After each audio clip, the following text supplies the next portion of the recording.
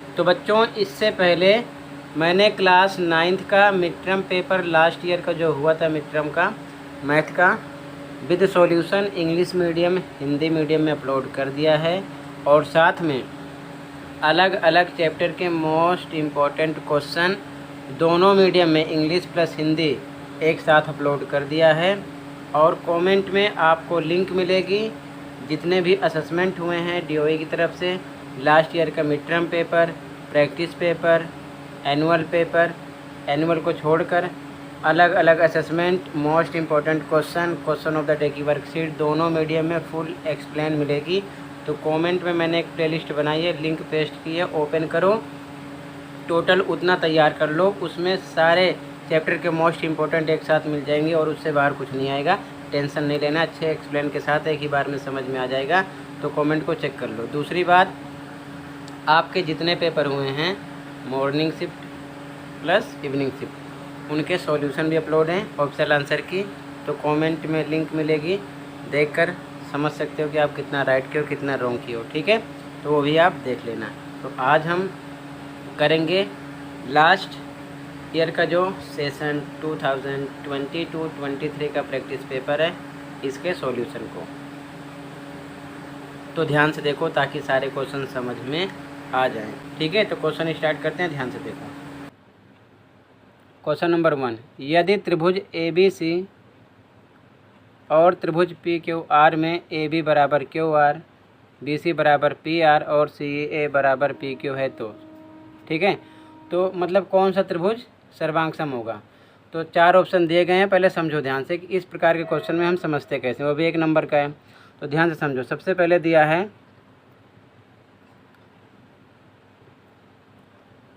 यहाँ पर दिया है AB बराबर QR, तो ऑप्शन नंबर A पर फोकस करो। स्टार्टिंग में AB है और स्टार्टिंग में क्या है, PQ है, तो मतलब तो ये गलत हो गया पहले ही, आगे इसको देखो ही मत, ठीक है।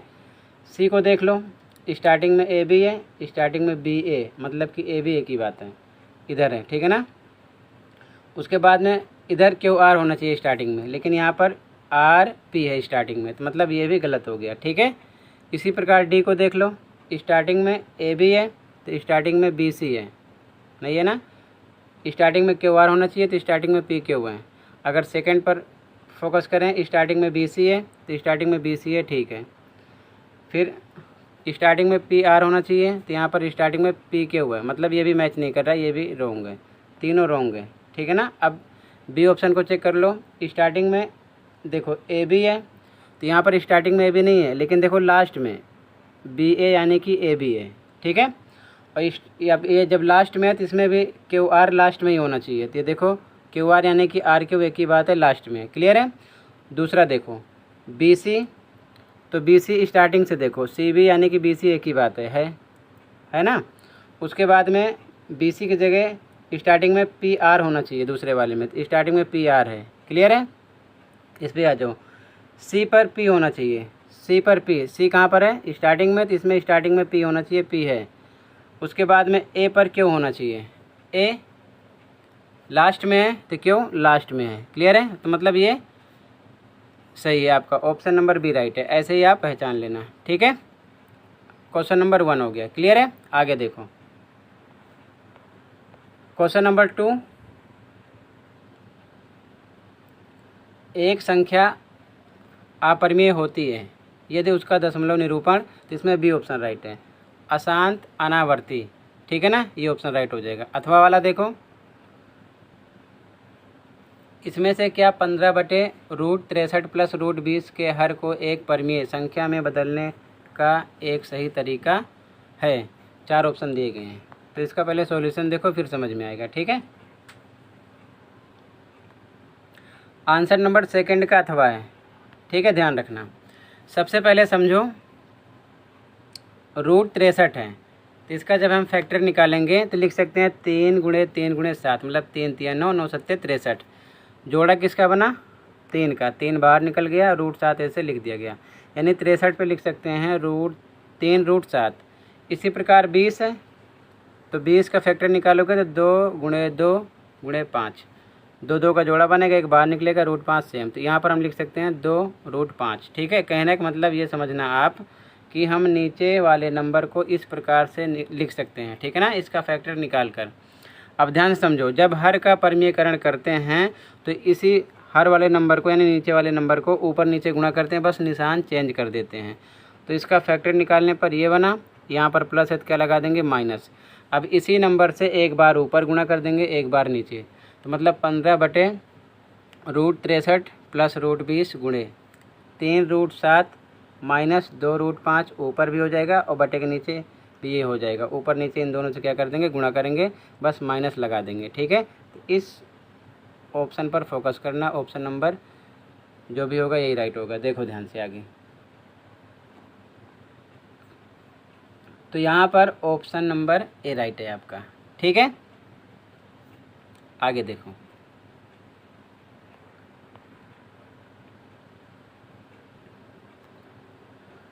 क्वेश्चन नंबर 3, एक विद्यार्थी ने कुछ गांवों की जनसंख्या को निम्न अनुसार दर्ज किया है। ए 450, बी 780, 550, डी 350, ई 950। क्वेश्चन में क्या कह रहा है, देखो, निम्नलिखित में से कौन सा पैमाना y अक्ष पर प्रयोग किया गया है। ग्राफ को देखो, फिर y अक्ष पर पहले समझो, ए पर कितना है 450, बी पर है 700, ठीक है। y अक्ष पर ये x है, ये y है। तो ए 450 था, तो मतलब कि ये 100 होगा, ये 200 होगा, ये 300 होगा, ये 400, ये 500, तभी इसके बीच में 450 आया, ठीक है ना। बी 700 था, बी को भी काउंट कर लो, 1 2 3 4 5 6 7, यानी कि 100 का हिसाब चल रहा है तो 700 हो रहा है, ठीक है। तो मतलब 100 का हिसाब चल रहा है, तो यहाँ पर ऑप्शन नंबर सी राइट हो जाएगा। 1 इकाई बराबर 100 लोग, ठीक है, ऑप्शन नंबर सी राइट है। क्लियर है। अगला क्वेश्चन देखो, क्वेश्चन नंबर 4, दी गई आकृति में x का मान है इसमें, तो ये बिंदु पर बना कोण है 360 का होगा। तो x + 10 120 जोड़ेंगे बराबर 360 की करेंगे। सॉल्यूशन देखो इसका, तो आंसर 4 में x + 10 + 120 बराबर 360 की होगा। x जुड़ेगा 2x, 10 और 120 जुड़ेगा 130 बराबर 360। 2x बराबर 130 माइनस में आएगा इधर 360 की तरफ, तो माइनस में हो जाएगा। घटाएंगे तो 2x बराबर 230, तो x बराबर 230 2 बटे में आ जाएगा, भाग करेंगे तो 115 आ जाएगा, ठीक है, x का मान। क्लियर है, ये चीज़ ध्यान में रखना। आगे देखो, ऑप्शन नंबर डी राइट है, ठीक है, 115 डिग्री। क्वेश्चन नंबर 5, ठीक है, हरीश दर्शाए अनुसार कोण ए और बी बनाते हुए 2 तिनके रखता है तथा तिनके n को इस प्रकार घुमाता है कि b का मान a का 3 गुना हो जाए। a का मान कैसे बदलता है, ठीक है। अब देखो ध्यान से, ये इस प्रकार कंडीशन में लिखे हुए हैं, ये a और ये b है, ठीक है। तो इसका पहले मतलब समझो, सॉल्यूशन समझो, मैं लिख रखा हूँ। तो क्वेश्चन में प्रश्नानुसार कह रहा है कि b का मान a का 3 गुना हो जाए। तो जब b का मान a का 3 गुना होगा तो b बराबर क्या हो जाएगा, 3a। 3 गुना का मतलब 3 है, 4 गुना होता तो 4a हो जाता, 5 गुना होता तो 5a, तो b बराबर 3a। तो कहने का मतलब जब b बराबर 3a होगा तो कंडीशन में हमको यही पता चल रहा है कि a का मान 2b से कम हो जाता है, ठीक है ना। क्लियर है, यही हमारा बी ऑप्शन इसमें राइट निकलेगा, ठीक है। ठीक है, यहाँ पर ऑप्शन नंबर बी राइट हो जाएगा, ए का मान 2b से कम हो जाता है, ठीक है। आगे ध्यान रखना। अगला क्वेश्चन देखो 6, 7 और 11 के बीच कुछ परमीय संख्याओं को m/6 के रूप में व्यक्त किया जा सकता है, जहाँ m प्राकृत संख्याओं के समूह से संबंधित है। निम्नलिखित में से कौन सा कथन सत्य है, ठीक है। तो सबसे पहले हम पहले वाले को ही सोल्व करके देख लेते हैं, ठीक है। तो इसका मतलब समझना, एक बार m पर 42 रखना है, एक बार m पर 66 रखना है, ठीक है ना। तो समझना ध्यान से, जब 42 66 लिखोगे इसकी वैल्यू रख के सोल्व करोगे तो कितना आना चाहिए 7 और 11। ठीक है, ये चीज़ ध्यान में रखना। तो जैसे इसका पहले सॉल्यूशन देख लो एक बार। जब ए ऑप्शन को लेंगे 42 और 66 के बीच, ठीक है ना, यानी 66 के बीच, तो m बराबर एक बार हम 42 ले लेंगे 42, तो m/6 करना है हमको। m पर क्या रख दिया 42 6, यानी जब 42 को 6 से भाग करेंगे 6 7 42 7 आ जाएगा 7। ठीक है ना, इसी प्रकार m पर 66 हमको रखना है, तो यहाँ पर m/6, तो फॉर्मूला फिर से m पर क्या रखेंगे 66/6। अब यहाँ पर जब डिवाइड करेंगे तो 11 आ जाएगा। ठीक है ना, ये चीज़ ध्यान में रखना। क्लियर है? तो मतलब 7 भी आ रहा है 11 भी आ रहा है, तो मतलब ए ऑप्शन ही हमारा राइट हो जाएगा। ठीक है ना, ये चीज़ ध्यान में रखना। ऐसे आप 1 बाय 1 करके चारों ऑप्शन चेक कर सकते हो, चारों ऑप्शन को,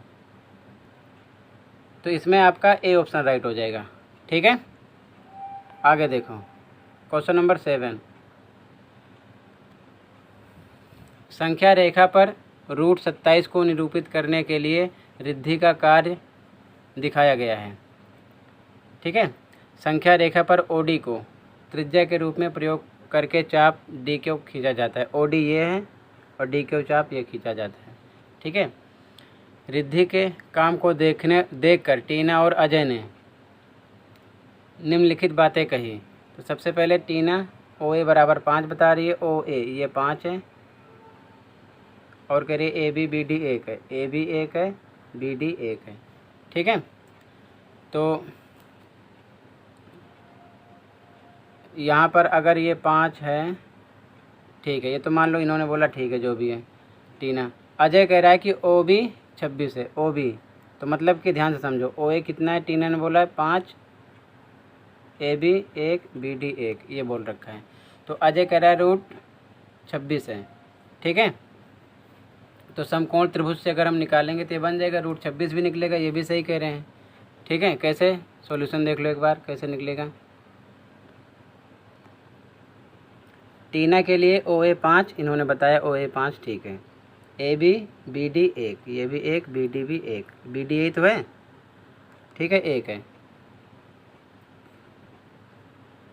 5 1 1। ठीक है, ध्यान रखना। तो मतलब टीना की बात तो ठीक है। पहले चेक करते हैं अजय के लिए। अजय कह रहा है OB 26 है। ठीक है, OB 26 है, OB ये। ठीक है, तो मतलब ये कैसे बनेगा, अगर समकोण है तो आधार के स्क्वायर प्लस लंब का स्क्वायर, ये आधार हो जाएगा ये लंब हो जाएगा, यानी 5 का स्क्वायर यहाँ पर लिखेंगे। समकोण त्रिभुज OAB में, ठीक है, OB OA का स्क्वायर, आधार के स्क्वायर, OB लंब का स्क्वायर, AB है। ठीक है, AB लंब का स्क्वायर, तो आधार यहाँ पर दिया था 5, 5 का स्क्वायर, ये 1 का स्क्वायर, तो 25 + 1 √26 आ गया। मतलब कि जो यहाँ पर अजय कह रहा है वो भी सही कह रहा है, वो भी सही निकल रहा है। लेकिन फिर अजय कह रहा है AB बराबर 1 है, AB बराबर 1 है, AB बराबर 1 है, यानी AB 1 है, तो ये भी बात सही कह रहा है, AB भी 1 है।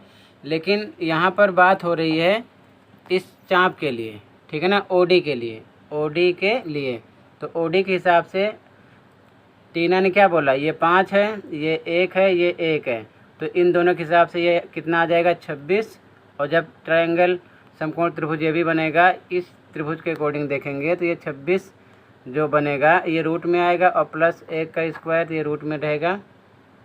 ठीक है, तो 26 का स्क्वायर 26 निकलेगा, 1 का 1 ही निकलेगा, रूट में कितना आ जाएगा 27, और 27 क्वेश्चन में बोल रहा है, तो मतलब कि पूरी कंप्लीट बात टीना की सही है। ठीक है ना, क्लियर है। ये जो अजय हैं, अजय इस त्रिभुज में से कोई आगे की बात नहीं कर रहे हैं। ठीक है, ये चीज़ ध्यान में रखना। तो टीना द्वारा कही गई बात सही है। आगे देखो, तो यहाँ पर आपका ए ऑप्शन राइट हो जाएगा। ठीक है ना, टीना ने बिल्कुल राइट बोला है। ठीक है, आगे देखो क्वेश्चन नंबर 8 पे आ जाओ। निम्नलिखित में से किस रैखिक समीकरण का हल x बराबर 1 y बराबर -1 है। तो बारी बारी सब पर आपको रखकर सोल्व करना पड़ेगा। तो इसका राइट आंसर बी है, ठीक है। सॉल्यूशन देख लो एक बार बी का। यहाँ पर x माइनस वाई बराबर कितना है 2 है, ठीक है। तो x पर 1 रखना है, 1 रख दिया, माइनस माइनस, फिर y पर माइनस 1 रखना है, यहाँ पर फिर से माइनस 1 रखा, ब्रैकेट लगा दिया, बराबर 2 पे 2, 1 ये माइनस माइनस प्लस 1 बराबर 2, तो ये 1 1 2 बराबर 2, ठीक है ना। तो क्लियर आ रहा है, ठीक है ना। तो बी ऑप्शन आपका राइट हो जाएगा, ठीक है। Option number B. अथवा वाला देख लो, अथवा वाला क्वेश्चन। तो y का गुणांक पूछ रहा है, ठीक है। तो इसका पहले सॉल्यूशन देख लो, क्योंकि इस पर मैं लिख नहीं पाऊँगा, ठीक है। अथवा का सॉल्यूशन देख लो। 8वें का ऊपर वाला भी देख सकते हो, यहाँ फिर से मैंने लिख दिया है, ठीक है ना। 2 आ जाएगा, x पर हम 1 रख देंगे, y पर माइनस 1, तो 2 बराबर 2 आ जाएगा, बी ऑप्शन राइट हो जाएगा। अथवा वाला देखो ध्यान से, y का गुणांक पूछ रहा है, ये इस प्रकार क्वेश्चन में दिया था। ब्रैकेट तोड़ेंगे, 5 को 2 किया 10y, फिर 5 को चार्ज करेंगे, माइनस पे माइनस, 5 चौक 20, फिर 3x माइनस 4y माइनस 7 बराबर 0, सेम लिख दिया। अब देखो ध्यान से, 10y और ये 4y माइनस का है, 10y में से 4y घटाएंगे तो 6y आएगा प्लस का, ठीक है ना। ये आ गया। आगे देखो नंबर -20, इधर -7 है, फिर से समझो, -20 नंबर -7 है, तो माइनस माइनस प्लस 20 7 27 हो गया, ठीक है ना। यहाँ पर प्लस, यहाँ पर 3x सेम लिख दिया बराबर 0। अब इसमें क्वेश्चन में कह रहा था y का गुणांक, तो y के साथ नंबर कौन सा है, 6 है, तो ये आपका आंसर हो गया, ठीक है ना। y की बात कर रहा था, अगर x की पूछता तो 3 आता, ठीक है। तो y का पूछ रहा है, 6 आंसर आ जाएगा। आगे देखो, तो 8वें में फर्स्ट में बी ऑप्शन राइट है, सेकंड में बी 6, ठीक है। क्वेश्चन नंबर 9, समान कोटि वाले लेकिन भिन्न भुज वाले दो बिंदु स्थित हैं। 4 ऑप्शन दिए गए। सॉल्यूशन देखो, समान कोटि बोल रहा है।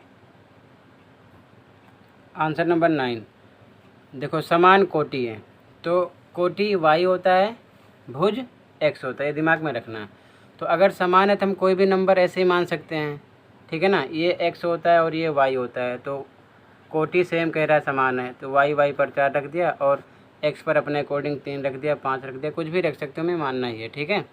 तो इस प्रकार से ये x y एक्सिस यानी रेखा अक्ष होते हैं। यहाँ पर जब ये रेखाएं जाएंगी ध्यान रखना, अब ये हमारा x है, ये y है, यानी 3 और 4, तो +3 कहाँ है, यहाँ पर है, और y पर 4 कहाँ पर है, यहाँ पर है, तो यहाँ एक दूसरे को मिल रहा है, 3 4 हो गया। फिर उसके बाद में x पर 5 है, प्लस का ये है, ये सीधा जाएगा, और y पर 4 है, तो y पर 1 2 3 4 ये सीधा यहाँ पर आ रहा है। तो मतलब इन दोनों बिंदुओं से मिलाते हुए एक रेखा जब हम खींचेंगे, ये ध्यान से समझो, ये रेखा यहाँ से इस प्रकार से जाएगी, ठीक है। तो ये किस प्रकार की रेखा बन रही है बताओ, x के समांतर जा रही है, ठीक है। क्लियर है। तो ये ऑप्शन हमको सी ऑप्शन लगाना है, x के समांतर। आंसर देखो, ऑप्शन नंबर सी राइट हो जाएगा, x अक्ष के समानांतर एक रेखा पर, ठीक है, ध्यान रखना। अगला देखो क्वेश्चन नंबर 10। क्वेश्चन नंबर 10, दो कोण जिनका योग 180 डिग्री होता है वह कहलाते हैं समपूरक होते हैं। डी ऑप्शन राइट है, ठीक है। आगे देखो, अथवा वाला, यदि किसी रैखिक युग्म का एक कोण न्यून कोण हो तो दूसरा होगा, जब एक न्यून होगा तो दूसरा अधिक होगा, ये चीज़ ध्यान में रखना है। सी ऑप्शन राइट है, ठीक है। तो 10वें में ऊपर वाले में डी और नीचे वाले में सी, ठीक है। अगला क्वेश्चन नंबर 11 देखो,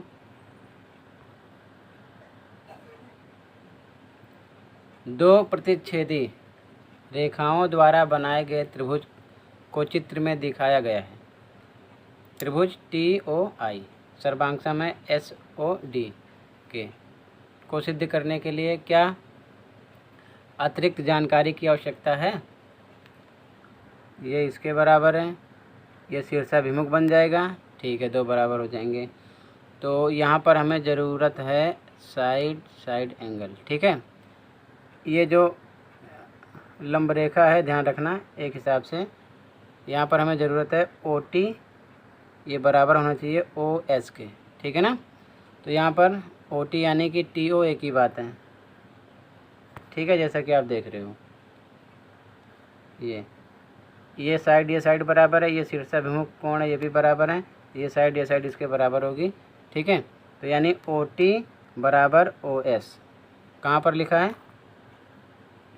OT यानी कि TO एक ही बात है, बी ऑप्शन राइट हो जाएगा, TO इक्वल OS। क्लियर है। अथवा वाला क्वेश्चन देख लो इसका, दिए गए त्रिभुज XYZ और STU इनमें से किस नियम से सर्वांगसम है, किस नियम से सर्वांगसम है। ठीक है, ये 12 है, ये 5 है, समकोण है, तो ये कर्ण बन जाएगा, कर्ण का स्क्वायर होगा 12 का स्क्वायर प्लस आधार का स्क्वायर 5 का स्क्वायर, तो कितना आ जाएगा ये रूट में 144 प्लस 25, ये हो जाएगा 169 रूट में, ये किसका वर्गमूल है 13 गुणे 13 का। ठीक है, कितना निकलेगा 13। ठीक है, मतलब कि ये 13 निकल आया।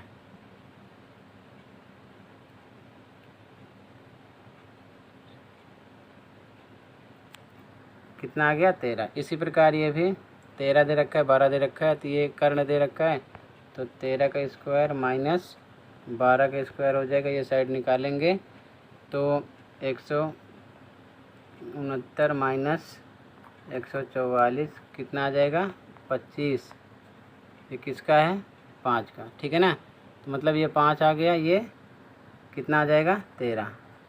तो ध्यान से देखो, अगर हम साइड से देखें तो ये साइड इसके इक्वल है, ये वाली इसके इक्वल है, ये वाली इसके इक्वल है, यानी ये रूल भी फॉलो हो रहा है। ठीक है, RHS समकोण त्रिभुज से भी ये बन रहा है।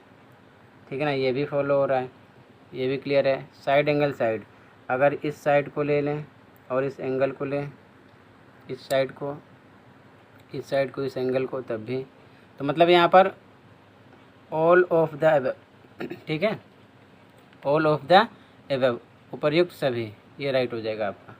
ठीक है, डी ऑप्शन राइट होगा। आगे देखो,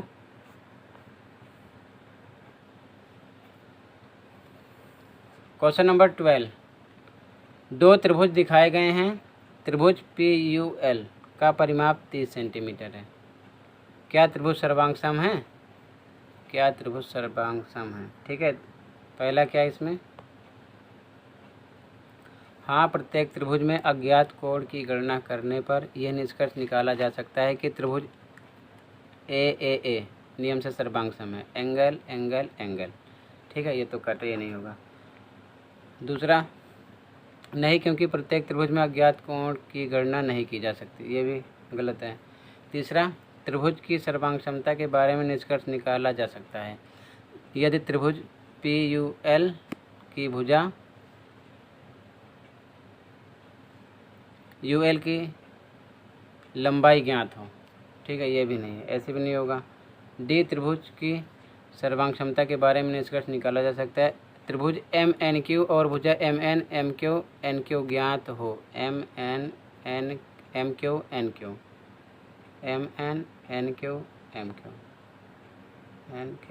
NQ। ठीक है, क्लियर है, डी ऑप्शन राइट हो जाएगा इसका। ठीक है, ऑप्शन नंबर डी राइट है इसमें। आगे देखो, क्वेश्चन नंबर 13, यदि ऊंचाई A इकाई वाले एक समबाहु त्रिभुज का क्षेत्रफल है। ठीक है, ऊंचाई A इकाई वाले एक समबाहु त्रिभुज का क्षेत्रफल, ऊंचाई दे रखा है। ठीक है ना, ध्यान रखना, त्रिभुज अगर ऐसा होगा तो ये ऊंचाई दे रखा है। ठीक है, नहीं त्रिभुज का क्षेत्रफल सोचो कहीं √3/4 A² लगा दो, तो ये गलत है, ये नहीं है। ठीक है ना, देखो पहले सोल्व करते हैं इसको। ठीक है, ऊंचाई दे रखा है। आंसर नंबर 13 देखो, इस प्रकार से इसका डायग्राम बनेगा, ध्यान से समझना। ये A दे रखा है, ऊंचाई दे रखा है। ठीक है ना, तो भुजा मान लेंगे X, ये X हो गया, ये X हो गया, ये भी पूरा X हो गया, B से लेकर C तक। तो OB x/2 आधा हो जाएगा, OC भी x/2। त्रिभुज AOB में ध्यान समझना, कर्ण का स्क्वायर बराबर लंब का प्लस आधार का स्क्वायर। ठीक है ना, लंब कितना है A का स्क्वायर, आधार कितना है x/2 का स्क्वायर। ठीक है, लंब कितना है ध्यान से समझो, A का स्क्वायर आधार x/2 का स्क्वायर, और कर्ण पर एक्स का स्क्वायर, वैल्यू रखेंगे तो एक्स स्क्वायर बराबर ए स्क्वायर प्लस एक्स बटे 2 का होल स्क्वायर आ जाएगा। एक्स स्क्वायर बराबर ए स्क्वायर प्लस एक्स का स्क्वायर, और ये 2 दूना 4 हो जाएगा। ठीक है, एक्स स्क्वायर इधर आएगा, माइनस का हो जाएगा, ध्यान रखना। ठीक है, तो बटे एक अपनी तरफ से लगाएंगे, क्रॉस मल्टीप्लाई करेंगे। एक्स का 4 क्या 4 x square minus x square एकम एक्स स्क्वायर बटे 4 एकम 4, फ्रैक्शन हो जाएगा। ठीक है, ए स्क्वायर बराबर 4 एक्स स्क्वायर में से 1 एक्स स्क्वायर है, ये घटेगा 3 एक्स स्क्वायर बटे 4। दोनों तरफ वर्ग घटाने के लिए, सॉरी इधर से वर्ग घटाएंगे तो ये वर्ग इधर किस में लग जाएगा, रूट में। ठीक है, तो रूट में रूट 3 हो जाएगा, एक्स स्क्वायर है ये, तो एक्स गुणे एक्स यानी कि 1 एक्स निकलेगा, और 4 का 2 गुणे 2, 2 दूना 4, तो क्या निकल आया 2। ठीक है, तो क्रॉस मल्टीप्लाई करेंगे बटे एक लगा के, 2 को एक्स ए से किया 2a, और रूट 3 एक्स का 1 से होगा, सेम आएगा। तो x बराबर भुजा निकाले ना, भुजा हमने x माना है, तो 2a ये रूट 3 बटे के नीचे आ जाएगा। ठीक है, तो क्षेत्रफल क्या होता है समबाहु त्रिभुज का, रूट 3 बटे 4 एक्स स्क्वायर। ए स्क्वायर होता है, लेकिन यहाँ पर भुजा को हमने क्या माना है, x। ठीक है, यहाँ पर तो एक्स स्क्वायर लिख सकते हैं, और x हमने निकाल भी लिया है। ठीक है, तो क्षेत्रफल बराबर फॉर्मूला रूट 3 बटे 4 पे सेम, भुजा x पर 2a बटे रूट 3 स्क्वायर है, 2 बार लिख दिया। अब देखो ध्यान से, ये रूट 3 जोड़ा बन जाएगा, 3 आ जाएगा, 2 से काटा, 2 दूना 4, 2 एकम 2 कट गया, रूट 3 और ए स्क्वायर इधर आ गया। ठीक है, तो ये ऑप्शन नंबर सी राइट हो जाएगा। क्लियर है?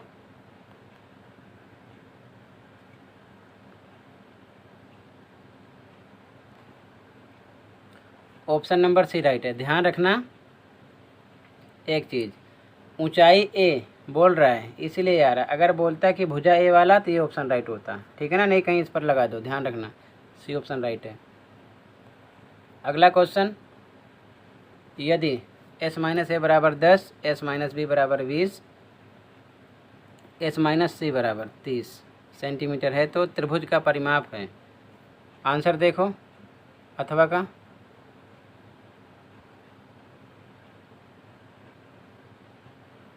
अथवा का आंसर देख लो। s minus A plus S minus B plus S minus C बराबर, इधर जोड़ दिया नंबर को 10 20 30, क्वेश्चन में दिया था। ये s s s 3s हो गया, माइनस कॉमन कर ले, a प्लस बी प्लस सी बराबर 60 के, 20 10 30 30 60 हो गया। अब देखो ध्यान से, ये तो हमको पता है फॉर्मूला होता है s बराबर a प्लस बी प्लस सी बटे 2, क्रॉस मल्टीप्लाई करते हैं ना बटे एक लगा के, तो s का 2 से होता है तो 2s आता है, और बराबर a प्लस बी प्लस सी। तो मतलब समझने वाली बात ये है कि हम 2s यानी a प्लस बी प्लस सी पर हम क्या रख सकते हैं, 2s। ठीक है, ये चीज़ ध्यान में रखना। तो यहाँ पर a प्लस बी प्लस सी पर 2s, यहाँ पर इसकी वैल्यू रख दी गई है, समझना ध्यान से। ठीक है, 3s में से 2s घटाएंगे तो 1s आएगा, बराबर 60 आ गया। लेकिन हमें परिमाप निकालना है, और ये सेमी जो होता है यानी कि आधा होता है। ठीक है ना, सेमी पेरीमीटर। तो ध्यान रखना, तो पेरीमीटर निकालेंगे तो ये इसका 2 गुना होता है, 2s होता है। तो यहाँ पर क्या हो जाएगा, 2s की वैल्यू आ गई है 60, तो 60 दूना 120 सेंटीमीटर आंसर आ जाएगा। ठीक है, आगे देखो, इसमें ऑप्शन नंबर डी राइट है, 120। ठीक है, अगला क्वेश्चन देखो, क्वेश्चन नंबर 14। एक त्रिभुज की भुजाएं 15 20 25 हैं, अर्ध परिमाप निकालना है। ठीक है, सेमी पेरीमीटर निकालना है हमें।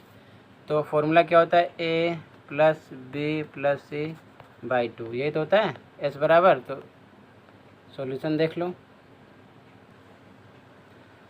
आंसर नंबर 14 में देखो, s बराबर a प्लस बी प्लस सी बटे 2 होता है। a पर 15, b पर 20, c पर 25 लिख दिया, इसकी वैल्यू रख दिया, जोड़ लिया, 15 20 और 25 जोड़ लेंगे, 60 आ जाएगा, बटे 2, 2 से भाग करेंगे 30 आ जाएगा आंसर। ठीक है, क्लियर है?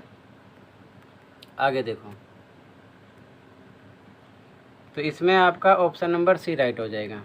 ठीक है, 30। क्लियर है? आगे देखो, क्वेश्चन नंबर 15।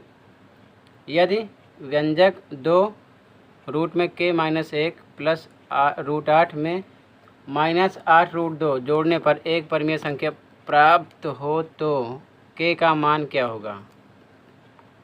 ठीक है, -8√2 जोड़ने पर एक परिमेय संख्या प्राप्त हो तो। ठीक है, आंसर देखो, आंसर 15, आंसर नंबर 15। ठीक है, लिख लिया गया। जोड़ना है तो यहाँ पर प्लस होगा तो प्लस माइनस माइनस हो जाएगा यहाँ पर। ठीक है ना, लास्ट में देखो ब्रैकेट तोड़ेंगे, 2 के x किया -2 एकम 2 प्लस इसका फैक्टर निकालेंगे तो लिख सकते हैं 2 गुणे 2 गुणे 2, फिर -8√2 सेम लिख दिया गया। फिर से देखो 2 के -2 इसमें जोड़ा बन जाएगा, 2 बाहर निकला, √2 सेम ऐसे लिख दिया जाएगा, फिर -8√2 सेम लिखा गया। अब ये बन जाएगा आगे 2 के -2। अब देखो ध्यान से, ये 8√2 है, ये 2√2 है, सेम है ना, तो मतलब √2 सेम है, ध्यान रखना। तो यहाँ पर ये घट जाएगा, 8√2 में से 2√2 घटेगा तो 6√2 आ जाएगा, निशान माइनस का बड़ा लग जाएगा यहाँ पर, इस प्रकार आ जाएगा। अब ऑप्शन में कई ऑप्शन दिए गए हैं तो 18 वाला ऑप्शन राइट है, तो यहाँ पर के पर हम क्या रख देंगे 18। ठीक है ना, तो रूट के अंदर 18 आ जाएगा।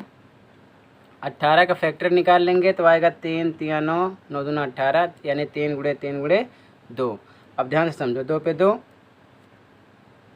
3 जोड़े में से बाहर निकल आया, रूट के अंदर क्या बचा 2, -2 -6√2 सेम लिख दिया गया इधर। ठीक है, अब समझो आगे ध्यान से, ये 2 3 6√2 -2 -6√2 दोनों ये प्लस माइनस कट गया, -2 बचा, यही आपका आंसर हो गया। ठीक है, के का मान क्लियर है। तो बी यहाँ पर ये कौन सा आंसर नंबर 15 है, -2 आएगा। ठीक है, देखो आगे। ठीक है, तो सी ऑप्शन राइट हो जाएगा, क्योंकि के का मान प्राप्त करने के लिए करेक्ट परिमेय संख्या प्राप्त होनी चाहिए, तो 18 से ही परिमेय संख्या मिलेगी। बाकी इन तीनों ऑप्शन को अगर हम रख के सोल्व करेंगे तो परिमेय संख्या में नहीं मिलेगी। ठीक है ना, ये चीज़ ध्यान में रखना, तो ये आपका ऑप्शन राइट हो जाएगा। क्लियर है, 18 रखने से ही परिमेय संख्या मिलेगी। ठीक है, ध्यान रखना। आगे देखो क्वेश्चन नंबर 16। नीचे दिए गए आयत चित्र में एक संग्रहालय में विभिन्न दिनों में आए आगंतुकों की संख्या को दर्शाया गया है। ठीक है, इस प्रकार जैसे कि आप देख रहे हो, क्वेश्चन कह रहा है आयत चित्र के बारे में इनमें से क्या सही है। ठीक है, तो पहला कह रहा है कि संग्रहालय में 12 दिनों के लिए लगभग 80 से 90 आगंतुक आए थे। 12 दिनों के लिए 80 से 90। अब देखो ध्यान से, 80 से 90,